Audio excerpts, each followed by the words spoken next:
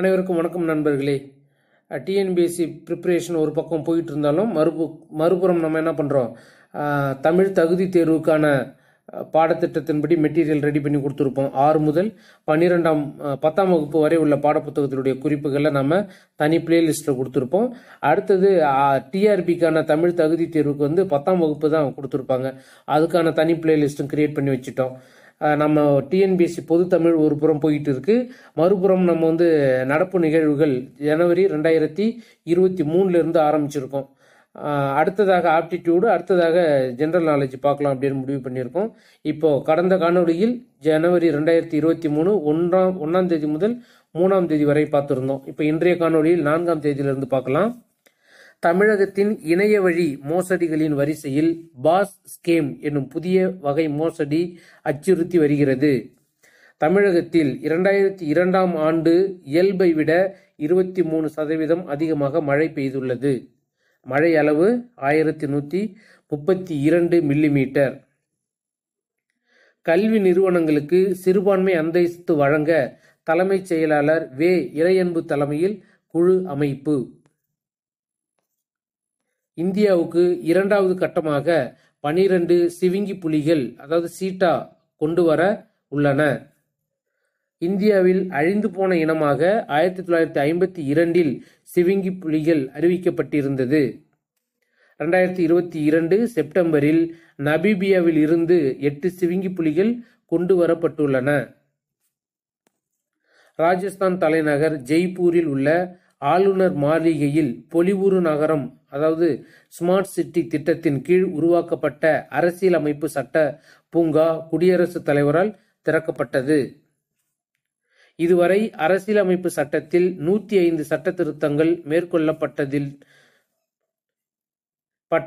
அரசியலமைப்பு சட்டம் ஓர் உயிர்ப்புள்ள ஆவணமாக திகழ்கிறது அப்படின்னு குடியரசுத் தலைவர் சொல்லியிருக்காங்க. சிபிஐ உட்பட விசாரணை அமைப்புகளின் தகவல்களை தெரிந்து கொள்ள அமலாக்கத்துறை சீடோஸ் என்ற புதிய மென்பொருளை உருவாக்கி வருகிறது. ஆயுர்வேதத்தில் ஆராய்ச்சி மேம்பாட்டை அதிகரிக்க ஸ்மார்ட் திட்டத்தினை இந்திய மருத்துவ கல்விக்கான தேசிய ஆணையம் NCISM மற்றும் ஆயுர்வேத அறிவியல் ஆராய்ச்சிக்கான மத்திய கவுன்சில் CCRAS ஆகிய 2 நிறுவனங்கள் தொடங்கியுள்ளன. அகமதாபாத் மற்றும் டெல்லி இடையே இயக்கப்படும் சம்பர்க் கிராந்தி எக்ஸ்பிரஸ் ரயில் அஷர்தாம் எக்ஸ்பிரஸ் அப்படின்னு பெயர் மாத்திருக்காங்க. இதுக்கு முன்னாடி சம்பர்க் கிராந்தி அப்படின்னு பெயர் இருந்துச்சு. ஆனா இதன் பிறகு பேர் என்ன, அஷர்தாம் எக்ஸ்பிரஸ். எந்தெந்த 2 நகர், அகமதாபாத் டு டெல்லி. அகமதாபாத் எங்க இருக்கு, குஜராத்ல இருந்து. PS சுவாமி நாராயணன் சன்ஸ்தாவின் ஆன்மீக குருவாக இருக்கும் பிரமுக் சுவாமி மகாராஜின் நினைவாக இந்த முடிவு எடுக்கப்பட்டுள்ளது. அடுத்ததாக NTPC அப்படின்னா என்ன, national thermal power corporation limited இந்தியாவின் முதல் பச்சை ஹைட்ரஜன் கலப்பு செயல்பாட்டை சூரத்தின் கவாஸில் உள்ள அதன் டவுன்ஷிப்பின் நெட்வொர்க்கில் தொடங்கியுள்ளது. இந்த திட்டம் தேசிய அனல் மின் கழகம் மற்றும் குஜராத் கேஸ் லிமிடெட் ஆகியவற்றின் கூட்டு முயற்சியாகும். சூரத்தில் உள்ள NTPC கவாஸின் ஒரு MW மிதக்கும் மெகாவாட், அதான் MWன்னு சொல்றோம், மிதக்கும் சூரிய திட்டத்தில் உற்பத்தி செய்யப்படும் பச்சை ஹைட்ரஜனை கலப்பு நோக்கங்களுக்காக வழங்குகிறது. முதல்வரின் வீட்டுமனை உரிமை திட்டம். மத்திய பிரதேச அரசு முதலமைச்சரின் வீட்டுமனை உரிமை திட்டத்தை அறிமுகப்படுத்துகிறது. சொந்தமாக வீடு இல்லாத குடும்பங்களுக்கு அரசு இலவசமாக நிலம் வழங்கும். கணவன் மனைவி இருவரில் பெயரிலும் மனைகள் ஒதுக்கப்படும். பிரீமியம் எதுவும் வசூலிக்கப்படாது. பிரதான் மந்திரி ஆவாஸ் யோஜனாவின் பலனை பெற குடும்பம் தகுதி பெறும். அடுத்ததாக வருவாய் அதாவது பட்வாரி காவல் முறை அப்படின்னா என்ன. உத்தரகாண்ட் அரசாங்கம் ஜனவரி 3 அன்று மாநிலத்தில் வருவாய் அதாவது பட்வாரி காவல் முறையை ரத்து செய்துள்ளது. அனைத்து 1800 வருவாய் கிராமங்களுக்கும் இப்போது வழக்கமான காவல் அமைப்பின் கீழ் இருக்கும். இது 1500 ஆண்டுகளுக்கு முன் ஆங்கிலேயர்களால் அறிமுகப்படுத்தப்பட்டது. இந்த முறையின் கீழ் வருவாய்த்துறையின் சிவில் அதிகாரிகளுக்கு வழக்கமான காவல்துறையைப் போல குற்றவாளிகளை விசாரித்து கைது செய்யும் அதிகாரம் இருந்தது. அடுத்ததாக water vision at 2047. Jal Shakti அமைச்சகம் தண்ணீர் தொடர்பான 1வது அகில இந்திய வருடாந்திர மாநில அமைச்சர்கள் மாநாட்டை ஏற்பாடு செய்கிறது. இதனுடைய கருப்பொருள் பார்த்தோம் அப்படின்னா வாட்டர் விஷன் அட் 2047. இது பிரதமரின் இந்தியா அட் 2047 திட்டத்தினுடைய ஒரு பகுதி தான் இந்த water vision at 2047. January 5 to 6 தேதிகளில் மத்திய பிரதேசத்தின் போபாலில் இது ஏற்பாடு செய்யப்பட்டுள்ளது. நிலைத்தன்மைக்கான 5P மந்திரத்தையும் பிரதமர் அறிவித்துள்ளார். அடுத்ததாக ADB இந்திய அரசு. இந்திய அரசும் ஆசிய வளர்ச்சி வங்கியும், அதுதான் ஆசியன் டெவலப்மெண்ட் பேங்க், அதுதான் ADB. இந்திய அரசும் ஆசிய வளர்ச்சி வங்கியும் இணைந்து ஜனவரி 2 அன்னைக்கு இந்திய மாநிலங்களில் உள்ள உள்கட்டமைப்பை மேம்படுத்த $1.22 பில்லியன் கடன் ஒப்பந்தங்களில் கையெழுத்து. இந்த ஒப்பந்தங்கள் திரிபுரா மற்றும் அசாமில் மின்துறை மற்றும் நெடுஞ்சாலைகளை மேம்படுத்துதல், சென்னையில் மெட்ரோ ரயில் இணைப்பு மற்றும் மகாராஷ்டிரா மாநிலத்தின் முக்கிய பொருளாதார பகுதிகளை மேம்படுத்துவதற்கான திட்டங்களை உள்ளடக்கும். டிசம்பர் 30, 2022 அன்று கொல்கத்தாவில் உள்ள ஜோகாவில் டாக்டர் சியாமா பிரசாத் முகர்ஜி தேசிய நீர் மற்றும் சுகாதார நிறுவனத்தை பிரதமர் மோடி திறந்து வைத்தார். இந்திய பொருளாதாரத்தை கண்காணிப்பதற்கான மையத்தின் தரவுகளின்படி இந்தியாவின் வேலையின்மை விகிதம் டிசம்பர் 2022 8.30% எட்டியது. இது 16 மாதங்கள்ல இல்லாத அளவுக்கு அதிகபட்சமா இந்த டிசம்பர் 2022 இருந்திருக்கு. கிராமப்புற வேலையின்மை விகிதம் சற்று குறைந்துள்ளது. ஹரியானாவில் அதிகபட்ச வேலையின்மை விகிதம் 4%, ஒடிசாவில் 0.9% இருந்துள்ளது. அதிகபட்சம் வேலையின்மை எங்க இருக்கு அப்படின்னா ஹரியானாவிலும், குறைந்தபட்ச வேலையின்மை எங்க இருக்கு அப்படின்னா ஒடிசாவிலையும் இருந்திருக்கு. நகர்ப்புறங்களில் 8.9% இருந்து 10.09% உயர்ந்துள்ளது.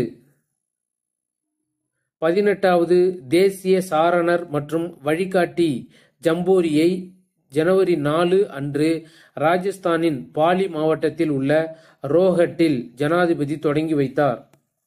ராஜஸ்தான் 66 ஆண்டுகளுக்கு பிறகு ஜம்போரியை நடத்துகிறது. மணிப்பூர் கான் நகி திருவிழாவை கொண்டாடுகிறது. கான் நகி திருவிழா மணிப்பூரில் ஒரு முக்கிய நிகழ்வாகும். இது ஒவ்வொரு ஆண்டும் அறுவடை காலத்திற்கு பிறகு சீலியாராங் சமூகத்தால் கொண்டாடப்படுகிறது. திருவிழா பொதுவாக டிசம்பர் அல்லது ஜனவரி மாதங்களில் முழு 5 நாட்களுக்கு கொண்டாடப்படும். இதனுடைய சரியான தேதி பார்த்தோம் அப்படின்னா பர்மனண்டா ஒரு டேட் ஃபிக்ஸ் பண்ண முடியாது. இப்போ நம்ம பொங்கல் அப்படின்னா நாம கொண்டாடுற டேட்டு 14 இருந்து 18 வரைக்கும் நம்ம செலிப்ரேட் பண்றது போல இந்த திருவிழாவுக்கு பர்மனண்டா டேட் இல்லை.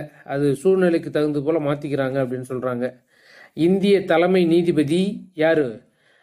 சந்திரசூட் இவங்க என்ன பண்ணியிருக்காங்க, ESCR அதாவது மின்னணு உச்ச நீதிமன்ற அறிக்கை, இது மின்னணு மூலியமா ஆரம்பிக்க திட்டமிட்டுள்ளார். அடுத்ததாக ஜனவரி 2023 முதல் ஆசிய பசிபிக் தபால் ஒன்றியத்தின் தலைமை பொறுப்பை இந்தியா ஏற்கும். அஞ்சல் சேவைகள் வாரியத்தின் முன்னாள் உறுப்பினர் யாருன்னா டாக்டர் வினயா பிரகாஷ் சிங் 4 ஆண்டுகளுக்கு பொதுச் செயலாளராக பொறுப்பேற்கிறார். அஞ்சல் துறையில் ஒரு சர்வதேச நிறுவனத்திற்கு இந்தியர் ஒருவர் தலைமை தாங்குவது இதுவே முதல் முறை.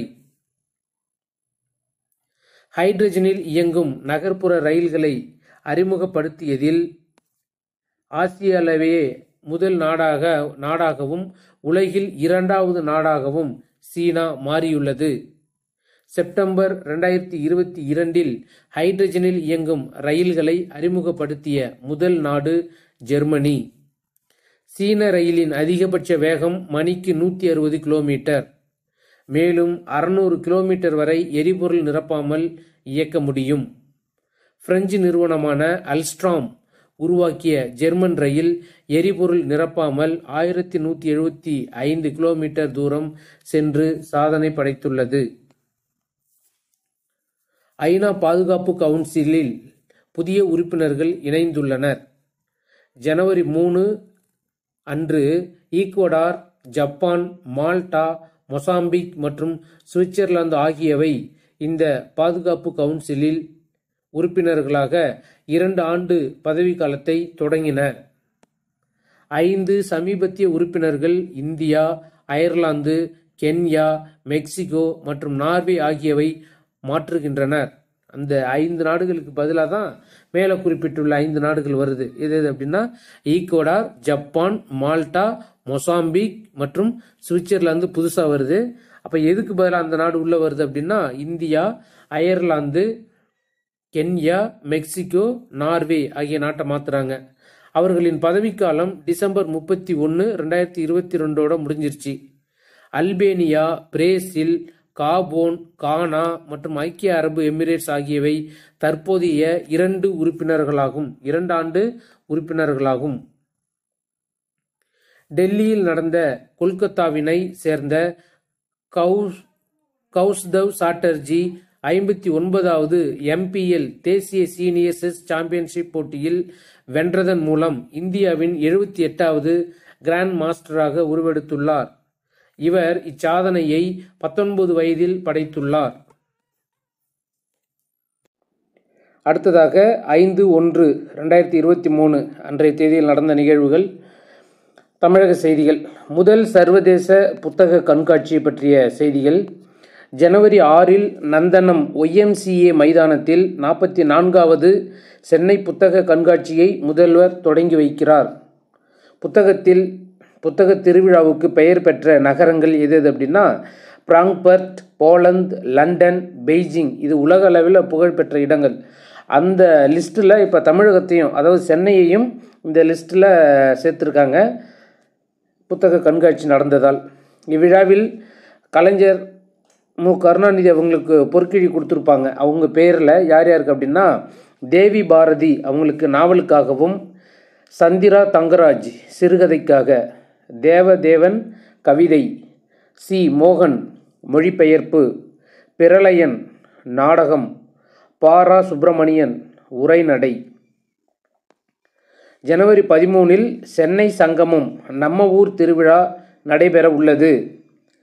சிற்பி அறக்கட்டளையின் 26வது ஆண்டு விருது வழங்கும் விழாவில் கலை ஞாயிறு விருது ஓவியரான மணியன் செல்வனுக்கு வழங்கப்பட்டது. தென்மண்டல சார்பில் நடைபெறும் வடகிழக்கு பிராந்திய கலாச்சார திருவிழாவான ஆக்டேவ் சென்னையில் தொடங்கப்பட்டுள்ளது. உலகின் மிக உயரமான போர் முனையான சியாச்சினில் முதல் முறையாக சிவா சவுகான் என்ற முதல் பெண் இராணுவ அதிகாரி பணியமர்த்தப்பட்டுள்ளார். முக்கியமான வினா. ஜனவரி 4 பிரதமர் தலைமையில் அமைச்சரவை கூட்டத்தில் ரூபாய் 19,744 கோடி மதிப்பிலான தேசிய பசுமை ஹைட்ரஜன் திட்டத்திற்கு ஒப்புதல். இந்தியாவில் இராணுவ வீரர்கள் எல்லை பகுதிக்கு விரைவாக செல்ல அருணாச்சல பிரதேசத்தில் சியோம் நதி மீது கட்டப்பட்ட ஒரு பாலம் தான் இந்த சியோம் பாலம். இந்த மாநிலத்தில் அருணாச்சல பிரதேசத்துக்கு செல்லக்கூடியது. நதி பேர் சியோம் நதி, பாலத்தின் பெயர் சியோம் பாலம். இது பார்டர் ரோட்ஸ் அமைப்பால் கட்டப்பட்டது. கோவாவின் மேபா பகுதியில் அமைந்துள்ள கோவா சர்வதேச பசுமை விமான நிலையத்திற்கு மறைந்த பாதுகாப்புத்துறை அமைச்சர் மனோகர் பாரிக்கர் பெயர் சூட்டப்பட்டுள்ளது. இருப்பிட சான்றிதழ் இல்லாமல் ஆதாரில் முகவரி மாற்றம் செய்யும் குடும்பத் தலைவர் முறையை இந்திய தனித்துவ அடையாள ஆணையம், அதை தான் UIDAI ஆதார் சொல்கிறோம்ல, அதோடைய ஷார்ட் ஃபார்ம் UIDAI அப்படிங்கிறது, அதுதான் அறிமுகப்படுத்தியிருக்காங்க. அதோடைய எக்ஸ்பென்ஷன் பாருங்கள். UIDAI அப்படின்னா unique identification authority of India.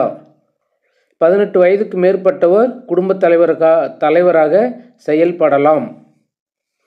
அகில இந்திய வானொலி, அதாவது தூர்தர்ஷன் உள்ளடக்கிய பிரசார் பாரதியின் நவீனமயமாக்கலுக்கு ரூபாய் 2539 கோடி ஒதுக்கீடு.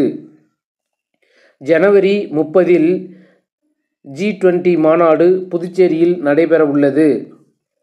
26வது தேசிய இளைஞர் விழா எங்கே நடக்குதுன்னு பார்க்குறோம்.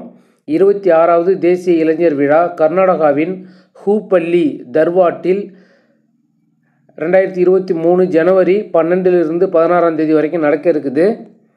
இந்த ஏன் அப்படின்னா 12ஆம் தேதி விவேகானந்தரின் பிறந்த நாளை குறிக்கும் வகையில் இந்த விழா கொண்டாடப்படுகிறது. விவேகானந்தரின் பிறந்த நாளை தான் என்ன சொல்கிறாங்க, தேசிய இளைஞர் விழாவாக இந்தியா முழுவதும் கொண்டாடுகிறோம். எந்த வருஷத்திலிருந்து இது கொண்டாடப்படுதுன்னா 1984 தான் இந்த தேசிய இளைஞர் தினம் முதலாக அன்னைக்கு கொண்டாடப்பட்டு அதன் பிறகு வழக்கமாக ஒவ்வொரு ஆண்டும் கொண்டாடப்பட்டு வருகிறது.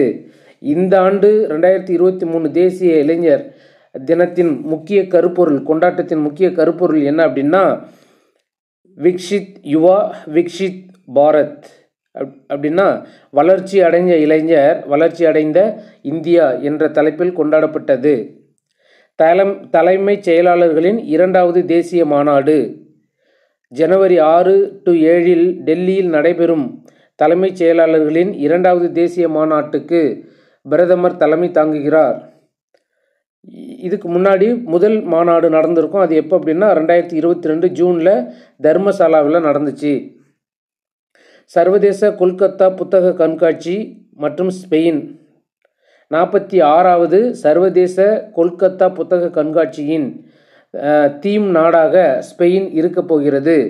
கொல்கத்தாவிற்கு அருகில் உள்ள சால்ட் லேக்கில் புதிதாக பெயரிடப்பட்டுள்ள போயி மேளா பிரங்கன் என்ற சென்ட்ரல் பார்க் மேளா மைதானத்தில் ஜனவரி 30 முதல் பிப்ரவரி 12ஆம் தேதி வரை கண்காட்சி நடைபெறும்.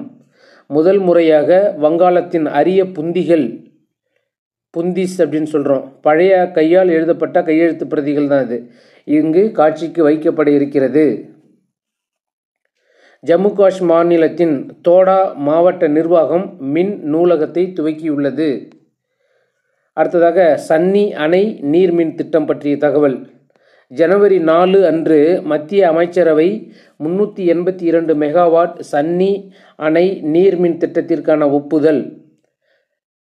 இமாச்சல பிரதேசத்தின் சிம்லா மற்றும் மண்டி மாவட்டங்களில் உள்ள சட்லஜ் ஆற்றின் மீது வரையறுக்கப்பட்ட சட்லஜ் ஜல் வித்யுத் நிகாம் இந்த திட்டத்தை உருவாக்குகிறது. இத்திட்டம் முடிவடையும் போது ஆண்டுக்கு 1382 மில்லியன் யூனிட் மின்சாரம் உற்பத்தி செய்யப்படும் என எதிர்பார்க்கப்படுகிறது. திட்டத்தின் அடித்தளம் 27 டிசம்பர் 2021 அன்று நாட்டப்பட்டது.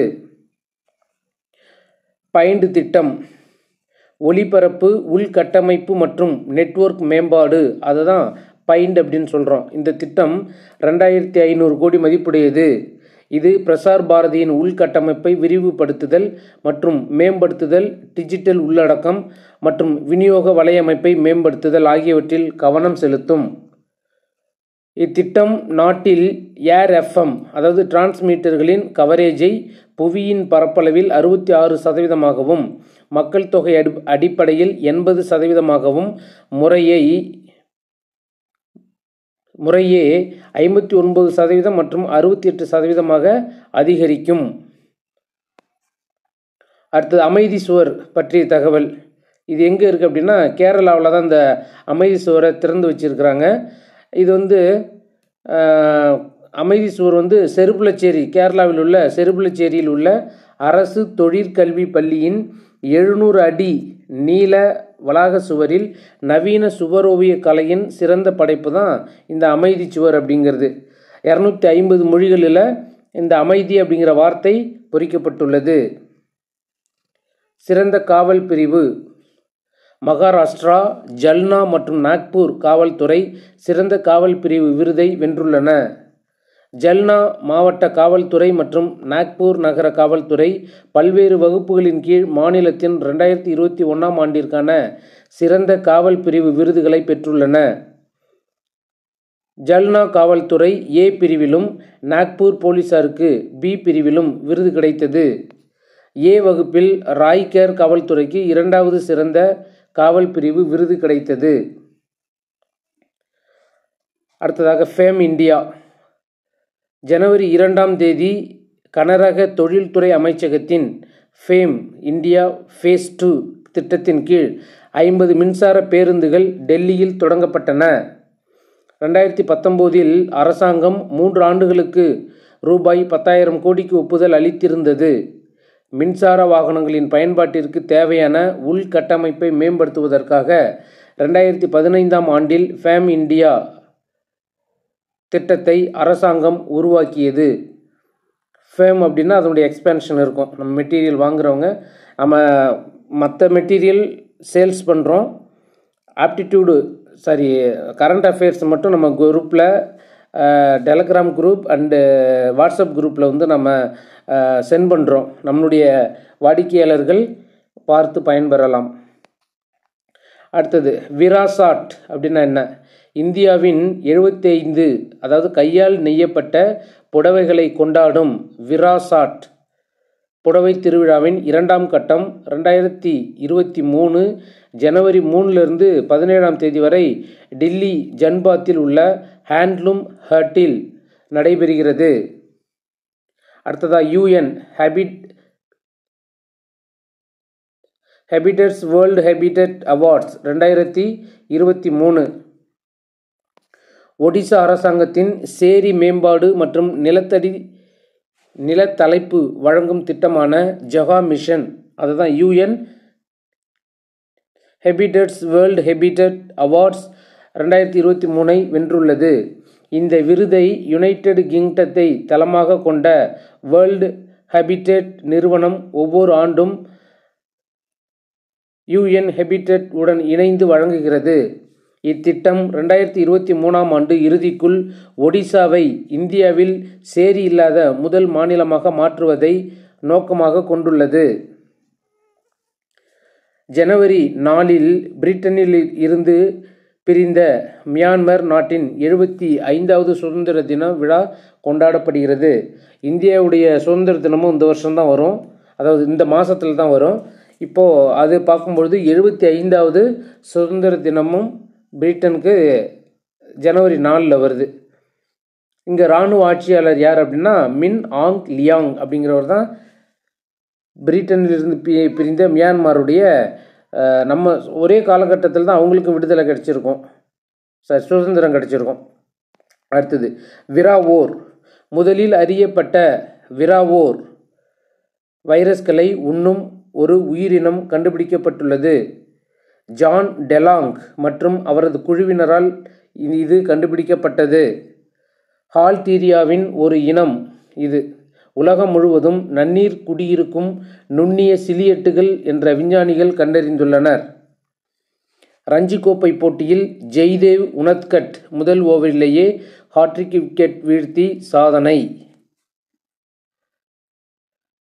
நம்ம தேவையில்லாத வார்த்தைகள் அவாய்ட் பண்ணணும்னு சொல்லியிருக்கோம். ஏன் அப்படின்னா வீடியோ ரொம்ப லென்த்தியாக போகும். அதனால் தேர்வு நோக்கில் உள்ள வார்த்தைகளை மட்டும்தான் படிக்கிறோம். உங்களுக்கு சந்தேகம் இல்லை வேறு ஏதாவது இருந்துச்சுன்னா நம்மளுடைய மெட்டீரியலை பார்த்துக்கோங்க. அடுத்ததாக 6ஆம் தேதி நடந்த நிகழ்வுகள்.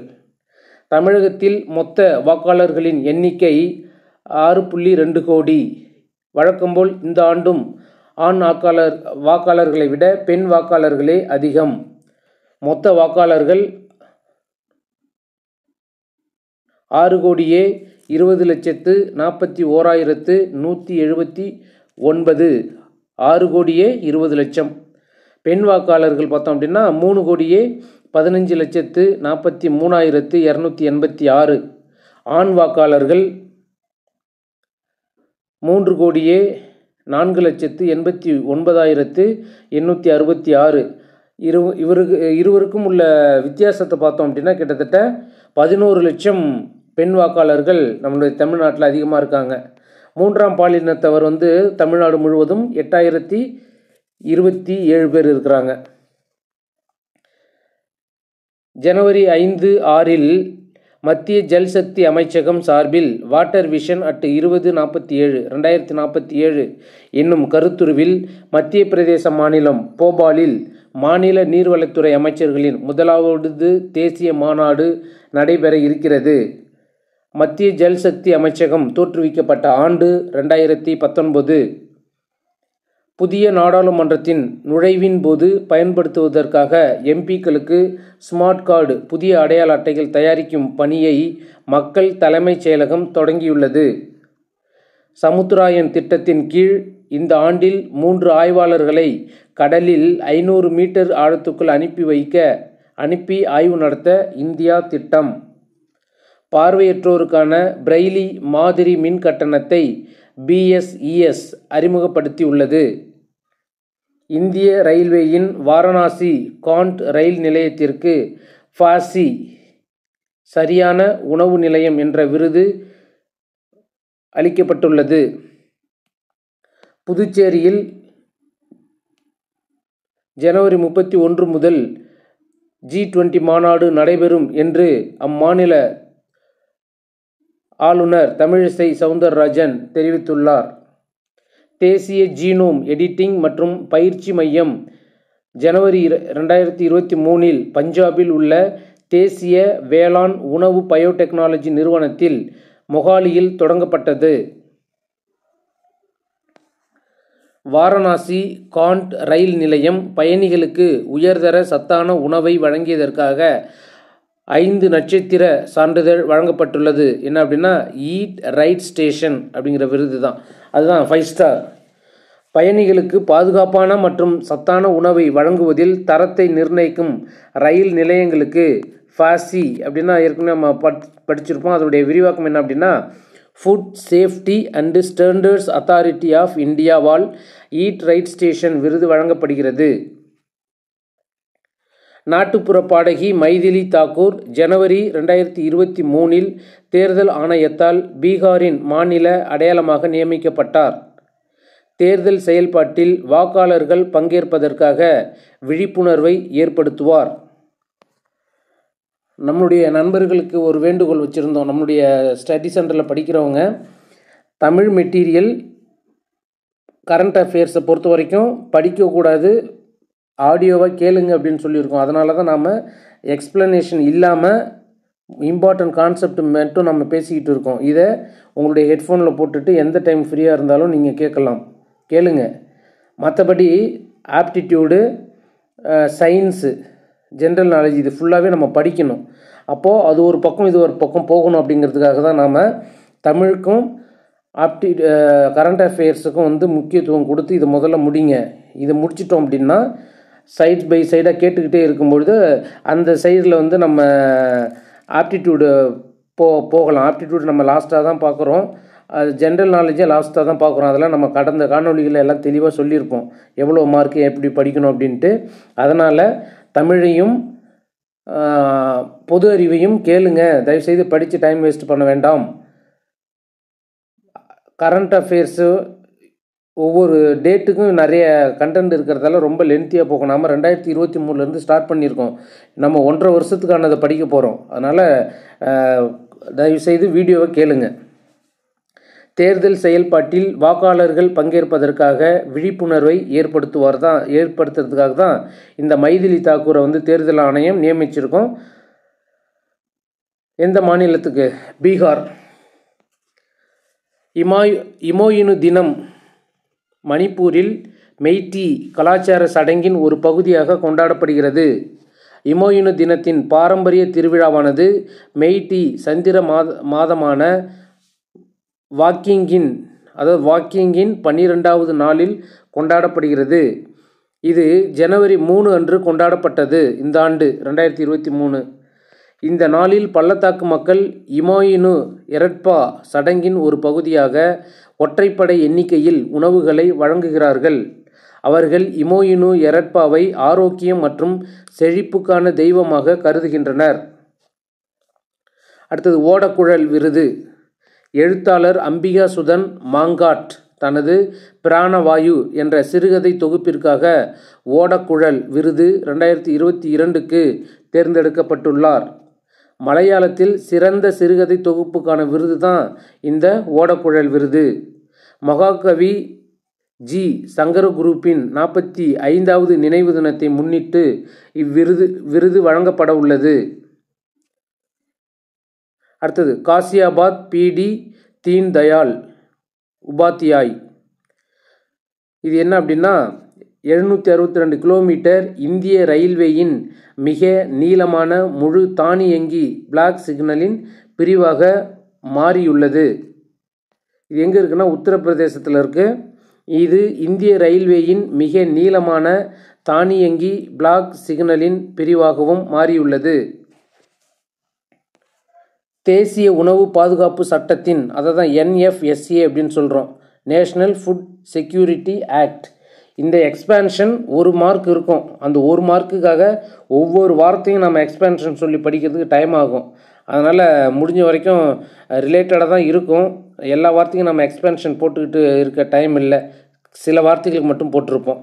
NFSA அப்படின்னா நேஷ்னல் ஃபுட் செக்யூரிட்டி ஆக்ட் கீழ் மத்திய அரசின் இலவச அரிசி திட்டத்தில் தெலுங்கானா இணைந்துள்ளது. ஒரு நபருக்கு மாதம் 5 கிலோ அரிசி இதன் மூலம் வழங்கப்படும். ஜனவரி 1, 2023 முதல் இத்திட்டத்தின் கீழ் அரிசி முற்றிலும் இலவசமாக வழங்கப்படும். பனை ஓலை கையெழுத்து பிரதி அருங்காட்சியகம். உலகின் முதல் பனை ஓலை கையெழுத்து பிரதி அருங்காட்சியகம் கேரள தலைநகர் திருவனந்தபுரத்தில் திறக்கப்பட்டது. இந்த அருங்காட்சியகம் கேரள வரலாறு மற்றும் பாரம்பரிய அருங்காட்சியகத்துடன் இணைந்து காப்பகத்துறையால் அமைக்கப்பட்டது. இந்திய இராணுவம் ஜனவரி 5 அன்று மாநிலத்தில் உள்ள 8 மருத்துவக் கல்லூரி மற்றும் மருத்துவமனைகளில் முன்னாள் இராணுவ வீரர்களின் பங்களிப்பு சுகாதார திட்டத்தை வழங்குவதற்கான ஒப்பந்தத்தில் அசாம் அரசுடன் கையெழுத்து. குவஹாத்தி, திப்ருகார், சில்சார், ஜோர்ஹாட், பார்பெட்டா, தேஜ்பூர், திபு மற்றும் வடக்கு லக்கிம்பூர் ஆகிய இடங்களில் ECHS இதன் மூலம் நன்மைகள் வழங்கப்படும். அடுத்ததாக UAPA அண்ட் TRF. UAPA அப்படின்னா அன்லாஃபுல் ஆக்டிவிட்டீஸ் ப்ரிவென்ஷன் ஆக்ட். அதுதான் UAPA. சட்டத்திற்கு புறம்பான நடவடிக்கைகள் சட்டத்தின் கீழ் எதிர்ப்பு முன்னணியை அதாவது TRF அப்படின்னு சொல்கிறாங்க. தி ரெசிஸ்டன்ஸ் ஃப்ரண்ட் பயங்கரவாத அமைப்பாக மத்திய அரசு அறிவித்துள்ளது. தடை செய்யப்பட்ட பயங்கரவாத அமைப்பான லஷ்கர்-இ-தொய்பாவின் பினாமி அமைப்பாக TRF 2019 நடைமுறைக்கு வந்தது. இந்த அமைப்பு காஷ்மீரில் தீவிரவாத நடவடிக்கைகள் குறித்து பிரச்சாரம் செய்து வந்ததால் மத்திய அரசு இதை தடை செய்தது. அடுத்ததாக மத்திய அமைச்சர் அனுராக் தாக்கூர் Y20 உச்சி மாநாடு. Y20 அப்படின்னா யூத், G20 அப்படிங்கிறது growth 20ன்னு சொல்லியிருப்போம். இங்கே யூத் 20 அப்படிங்கிறது லோகோ மற்றும் இணையதளத்தின் கருப்பொருள்களை ஜனவரி 6 அன்று டில்லியில் உச்சி மாநாட்டின் திரைசீலை உயர்த்தும் நிகழ்வில் தொடங்கினார். Y20 என்பது G20 போல அதிகாரப்பூர்வ இளைஞர் குழுவாகும். இந்தியா முதன்முறையாக Y20 உச்சி மாநாட்டை நடத்துகிறது. ஐநா அமைதி காக்கும் பணியில் அதிக அளவில் படை வீரர்களை வழங்கும் நாடுகளில் ஒன்றாக இந்தியா உள்ளது. சூடானில் உள்ள அபேயில் அமைதி காக்கும் பெண்களின் படைப்பிரிவை நிலைநிறுத்துகிறது. 2007ஆம் ஆண்டிலிருந்து ஐநா பணியில் இதுவே பெண் நீல தலைக்கவசங்களின் நாட்டின் மிகப்பெரிய ஒற்றை அலகாகும். 2007ஆம் ஆண்டில் ஐநா அமைதி காக்கும் பணிக்கு அனைத்து பெண்களையும் அனுப்பிய முதல் நாடு என்ற பெருமையை இந்தியா பெற்றது. அபேயில் சமீப காலமாக வெடித்த வன்முறையை கட்டுப்படுத்துவதை இந்த பிரிவு நோக்கமாக கொண்டுள்ளது. இந்தியா ஜப்பானை பின்னுக்கு தள்ளி உலகளவில் 3வது பெரிய வாகன சந்தையாக உருவெடுத்துள்ளது. நிக்கி ஆசியா அறிக்கையின்படி இந்தியா இப்போது உலகின் 3வது பெரிய வாகன சந்தையாக உள்ளது. இந்தியா 3வது இடம் அப்படின்னா முதலிடம் 2ஆம் இடம் எது அப்படின்னா சீனா தொடர்ந்து முதலிடத்தையும் அமெரிக்கா 2வது இடத்தையும் உள்ளது. இந்தியா எந்த நாடு பின்னுக்கு தள்ளிச்சு? ஜப்பானை. அப்போ முதலிடம் சீனா, 2ஆம் இடம் அமெரிக்கா, 3ஆம் இடம் இந்தியா, 4ஆம் இடம் ஜப்பான். ஜனவரி 6வது நாள் 6ஆம் தேதி என்னவா இருக்குன்னா உலக போர் அனாதை தினம் கொண்டாடப்படுகிறது. அடுத்ததாக 7/1/2023 தருமபுரி மாவட்டத்தின் காரிமங்கலத்தில் முதன்முறையாக குற்றவாளிகளை எளிதில் அடையாளம் காண அதிநவீன ட்ரோன் கேமரா அறிமுகம் செய்யப்பட்டது. இதன் உதவியால் 7 கிலோமீட்டர் தூரம் வரை போக்குவரத்து நெரிசல் விபத்துகளை கண்டுபிடிக்க முடியும். சென்னை மாநகராட்சி பள்ளிகளில் ஜப்பான் எண்ம அதாவது டிஜிட்டல் தொழில்நுட்ப கருவிகள் மூலம் மாணவர்கள் எளிதாக கற்கும் முறையை அமைச்சர் உதயநிதி ஸ்டாலின் அவர்கள் ஜனவரி 6இல் தொடங்கி வைத்தார். இத்திட்டம் தற்போது சென்னை பள்ளிகளில் ஒரு வகுப்பறைக்கு ரூபாய் 3 லட்சம் மதிப்பீட்டில் வழங்கப்பட்டுள்ளது. மேற்கு வங்க அரசு பள்ளி மாணவர்களுக்கான மதிய உணவு திட்டத்தில் ஜனவரி முதல் ஏப்ரல் வரை கோழிக்கறி, பழங்கள் வழங்க முடிவு செய்துள்ளது. பஞ்சாபின் மொஹாலியில் உள்ள தேசிய வேளாண் உணவு உயிரி தொழில்நுட்ப நிறுவனத்தில் தேசிய ஜீனோம் எடிட்டிங் மற்றும் பயிற்சி மையம் மத்திய அமைச்சர் ஜிதேந்திர சிங் திறந்து வைத்தார்.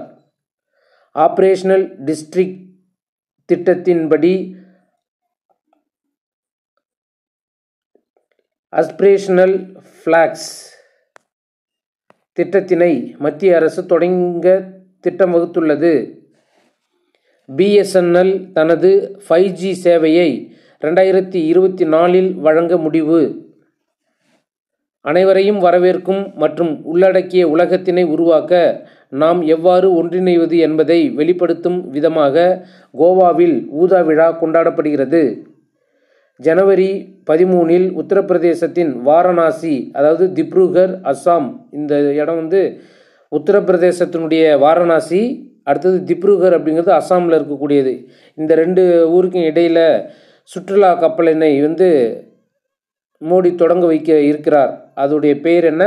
கங்கா விலாஸ். முக்கியமான செய்திகள் மட்டும் நம்ம அண்டர்லைன் பண்ணுவோம். முக்கியமான செய்திகள். ஒடிசாவின் ரூர்கேலாவின் 261 கோடி செலவில் அமைக்கப்பட்ட பிர்சா முண்டா நவீன ஹாக்கி மைதானத்தினை ஒடிசா முதல்வர் நவீன் பட்நாயக் திறந்து வைத்தார். 2023 செப்டம்பர் மாதத்திற்கு பிறகு மக்கள் தொகை கணக்கெடுப்பு நடத்தப்படும் என மத்திய அரசு கூறியுள்ளது. அவதார் குழுமம் மூலம் பெண்கள் பாதுகாப்பாக பணிபுரியும் நகரங்களின் பட்டியல் வெளியிடப்பட்டது. அதன்படி 111 நகரங்களில் உள்ள 300 நிறுவனங்களில் தரவுகள் சேகரிக்கப்பட்டுள்ளன. அதில் 10 லட்சத்துக்கும் குறைவான மக்கள் தொகை கொண்ட நகரங்களுடைய முதல் 5 நகரம் என்னன்னு பார்க்குறாங்க. 10 லட்சத்துக்கு அதிகமான மக்கள் தொகை கொண்ட நகரங்களின் முதல் 5 நகரங்கள் என்னன்னு பார்க்குறோம். அப்போ 10 லட்சத்துக்கு குறைவான உள்ள நகரங்களில் பாதுகாப்பான நகரம் அப்படின்னு எதை சொல்கிறாங்கன்னா திருச்சி முதலிடத்தில் இருக்குது 71.61 புள்ளிகளுடன். 2ஆம் இடம் வேலூர், 3ஆம் இடம் ஈரோடு, 4ஆம் இடம் சேலம், 5ஆம் இடம் திருப்பூர். இதே 10 லட்சத்துக்கு அதிகமான மக்கள் தொகை கொண்ட நகரங்களில் பாதுகாப்பான நகரங்கள் பட்டியலில் முதலிடம் சென்னை 78.41 புள்ளிகளுடன், புனே 2ஆம் இடம், பெங்களூரு 3ஆம் இடம், ஹைதராபாத் 4ஆம் இடம், மும்பை 5ஆம் இடம்.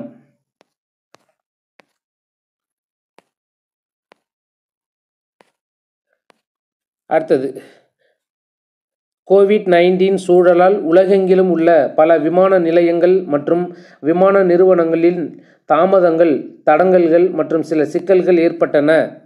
சமீபத்திய சிரியம் ஏவியேஷன் அனாலிட்டிக்ஸ் ஆய்வின்படி இந்த சூழலையும் மீறி உலகளவில் பல விமானங்கள் நல்ல நிலையில் வளர்ந்தன. பெங்களூரின் கெம்போகோடா சர்வதேச விமான நிலையம் மற்றும் டெல்லியின் இந்திரா காந்தி சர்வதேச விமான நிலையம் ஆகிய இரண்டும் 2022ஆம் ஆண்டிற்கான சிரியம் இன் உலகின் சிறந்த செயல்திறன் கொண்ட விமான நிலையங்களின் பட்டியலில் 2வது மற்றும் 7வது இடத்தை பிடித்துள்ளன. 2 விமான நிலையங்கள் வந்திருக்கு. அது எது அப்படின்னா கெம்பகோடா 2வது இடத்தையும், இந்திரா காந்தி சர்வதேச விமான நிலையம் 7வது இடத்தையும் பெற்றுள்ளன.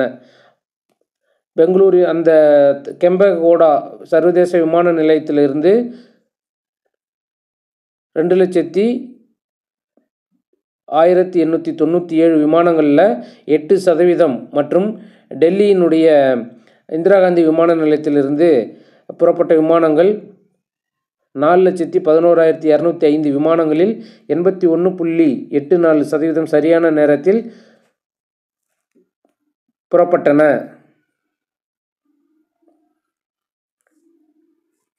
இதோடைய டேட்டா தப்பாக இருக்குது பாருங்கள். இது 81 7ஆம் இடம் அப்படிங்கிறது சொல்கிறோம்.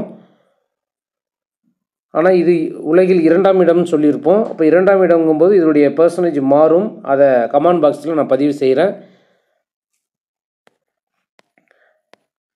வாய்ஸ் ஆஃப் குளோபல் சவுத் உச்சி மாநாடு 2023 ஜனவரி 12-13 இந்தியா ஒரு சிறப்பு மெய்நிகர் உச்சி மாநாட்டை நடத்தும் என்று வாய்ஸ் ஆஃப் குளோபல் சவுத் உச்சி மாநாடு வெளியுறவு செயலாளர் வினய் குவாத்ரா ஜனவரி 6 அன்று தெரிவித்தார். Unity of voice unity of purpose என்ற கருப்பொருளின் கீழ் வாய்ஸ் ஆஃப் குளோபல் சவுத் உச்சி மாநாடு உலகளாவிய தெற்கின் நாடுகளை ஒன்றிணைத்து அவர்களின் முன்னோக்குகள் மற்றும் முன்னுரிமைகளை ஒரு பொதுவான தளத்தில் பகிர்ந்து கொள்ள திட்டமிடுகிறது. இம்மாநாட்டிற்கு 120க்கும் மேற்பட்ட நாடுகள் பங்கேற்க உள்ளன. வீர் கார்டியன் 2023 இந்தியா ஜப்பான் கூட்டு விமான பயிற்சியோடைய பேர் தான் இந்த வீர் கார்டியன். எந்தெந்த நாடு அப்படிங்கிறத பாருங்கள், இடத்த பார்த்துக்கோங்க, பேர் இதுதான் முக்கியமானது. இப்போ எந்த ஒரு தேர்வாக இருந்தாலும் இந்த பயிற்சி விமானப்படை பயிற்சி கப்பல் பயிற்சியிலிருந்து 2 முதல் 3 வினாக்கள் வரைக்கும் வருது. வீர் கார்டியன் 2023 இந்தியாவுக்கும் ஜப்பானுக்கும் இடையே நடந்த விமான பயிற்சி எங்கே நடந்துச்சு அப்படின்னா ஜப்பானில் நடந்துச்சு. ஹைகுரி விமான நிலையத்தில் 12ஆம் தேதியிலேருந்து 26ஆம் தேதி வரைக்கும் நடந்துச்சு. இதில் இந்திய சார்பில் என்னென்ன விமானங்கள் கலந்துச்சு அப்படின்னா 4 Su-30 MKI விமானங்களும் 2 C-17 மற்றும் 1 IL-78 விமானங்கள் பங்கேற்றன. யுனைடெட் கிங்டம் இதுவரை பதிவு செய்யப்பட்ட வெப்பநிலையில் மிக வெப்பமான ஆண்டாக 2022 கருதப்பட்டது. 12 மாதங்களில் நாட்டின் சராசரி வெப்பநிலை கணிசமாக உயர்ந்துள்ளது. 1884 ஒப்பிடக்கூடிய பதிவுகள் தொடங்கியதில் இருந்து இதுவே அதிகபட்சமாகும். உலகில் முதன்முறையாக அமெரிக்காவில் தேனீக்களுக்கு நோய் தடுப்பு மருந்து அறிமுகப்படுத்தப்பட்டுள்ளது. தற்போது தேனீக்களை பாக்டீரியாக்கள் தாக்குவதால் ஃபவுல் ஃப்ரூட் என்னும் நோய் வருகிறது. நோயிலிருந்து பாதுகாப்பை வழங்கும் வகையில் அமெரிக்க வேளாண்மை துறை ஒரு தடுப்பூசிக்கான நிபந்தனை உரிமத்தை அனுமதித்துள்ளது. இது அமெரிக்க பயோடெக் நிறுவனமான டாலன் அனிமல் ஹெல்த் உருவாக்கியுள்ளது. இதுவே உலகில் முதன்முறையாக தேனீக்களுக்காக அறிமுகப்படுத்தப்பட்ட நோய் தடுப்பு மருந்தாகும். அடுத்ததாக FIH இன்டர்நேஷ்னல் ஹாக்கி ஃபெடரேஷன், அதுதான் FIHன்னு சொல்கிறோம். இது என்ன அப்படின்னா ஒடிசாவில் நடைபெற இருக்கக்கூடிய ஆண்கள் உலகக்கோப்பை 2023 நடைபெற இருக்கிறது. இந்த சர்வதேச ஹாக்கி கூட்டமைப்பு ஒடிசா ஆண்கள் உலகக்கோப்பை 2023க்கான JSW குழுமத்துடன் ஒப்பந்தத்தில் கையெழுத்து. இந்த குழு இந்தியாவில் ஒலிம்பிக்கை ஊக்குவிக்கிறது. ஆண்களுக்கான FIHஇன் 15வது பதிப்பு ஜனவரி 13 முதல் 29 வரை ஒடிசாவில் நடைபெறும். அப்போ இது வரைக்கும் நாம் 7ஆம் தேதி வரைக்கும் பார்த்துருந்தோம். அடுத்த காணொளியில் 8ஆம் தேதியிலிருந்து நடந்த நிகழ்வுகளை காணலாம். நன்றி, வணக்கம்.